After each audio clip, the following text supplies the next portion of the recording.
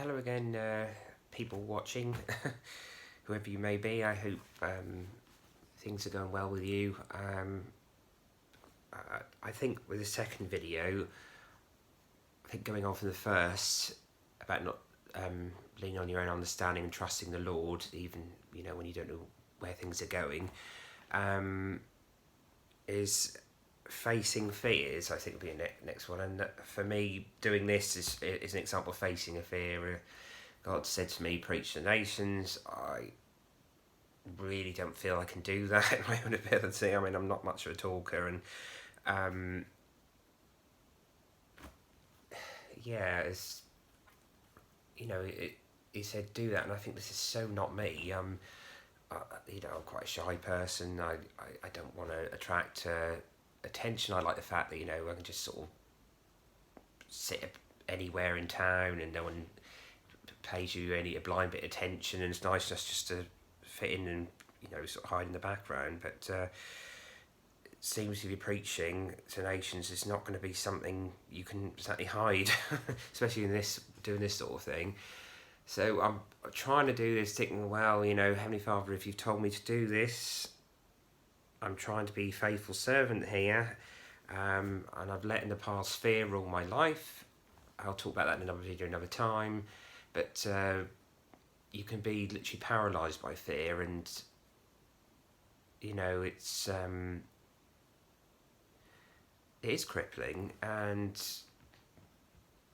it can stop you doing what God's calling you to do. He will gift you, and normally what you enjoy doing and stuff is a clue to maybe what your gifting is or what you're naturally good at, as in to serve in the church or whatever. So I want at least try and have one Bible verse each video if I can.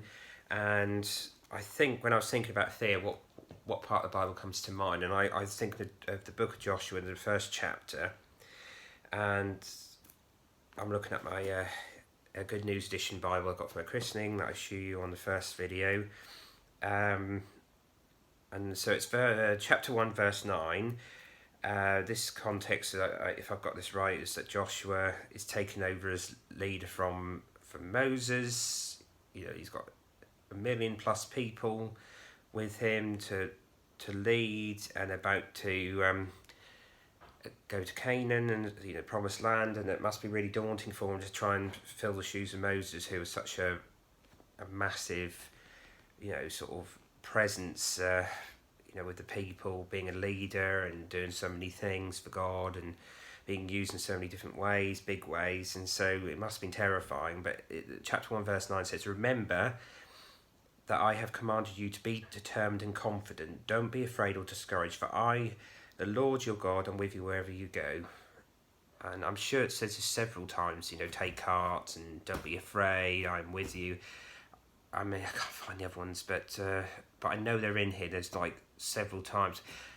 And I remember hearing, but again, I've got a brain like a sieve, it's either fear not or take courage or whatever it is. One of those is mentioned in the Bible like 365 times, which seems so fitting. You're saying you've got one per day of the year. I don't know if it's that, but I know it's something encouraging, about take heart and don't shrink back, in other words. So this one is looking at just simply at Joshua chapter 1 verse 9 about taking courage, knowing that God's with you. He will equip you, and don't let fear hold you back. The enemy will sort of speak to you saying, well, look at all your past failures, or you could say whatever it is, you'll feel like, oh, I'm not good looking enough, or I'm not charismatic enough, or I'm not clever enough. I mean, all the excuses I've used so far and more. And it shouldn't be about that. It's about having a heart for what you're doing, I think. Now, I have always used excuses to not do things. Oh, I'm not able enough. I can't do what you asked me to do, Heavenly Father, because I don't have this, that, and the other. I don't have charisma, whatever it is, confidence. I don't have the technical know-how. I mean, I've used every excuse I can think of. I'm too weak. I'm not a speaker, but then, you know, and fear is always something I've struggled with, but not so much now, but in many, many years, I've struggled with fear, and then anxiety comes along with that. So, you know, whatever God's asking you to do, don't let fear hold you back. Take courage, know that God's with you, and just know that He's bigger than what you can see. You know, don't look at your circumstances and what you can see, but, you know, think there's a lot more going on in the spiritual realm that we don't see, and that God equips us with His Holy Spirit. And if you don't know what you're going to think, you're going to say, pray, say, please give me the ability to speak your word, and that's truth, and that it builds people up.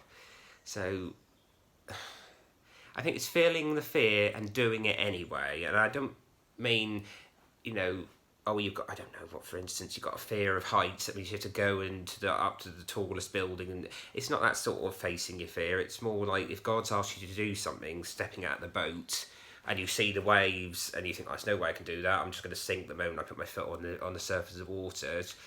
If God's asked you to do something that's usually outside your ability and comfort zone, that you know, yes, be sober-minded and know that there are going to be difficulties, and it's not going to be easy, and all that, but to stand on the water, know that God or Jesus will prop you up, if you keep your eyes fixed on Him.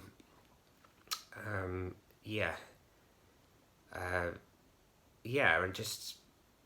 just feel the fear and do it anyway, and pray about it a lot, and you know, get advice from trusted sources, maybe long-term friends that know you. You know, whatever God's calling you to do, take courage. Don't worry if you do feel fear. It's just, don't let it cripple you, and just take baby steps, like what I'm doing now. You know, just talking in the camera, that's all I'm doing, on my own, not doing anything else. There's no glitz and glam and whatever else. So so I hope you all have a blessed day or night, or whatever time you're watching this video, and just keep trying to move forward in faith, and remember to get out of the boat if you want to see miracles happen in your life. Blessings to you. Bye.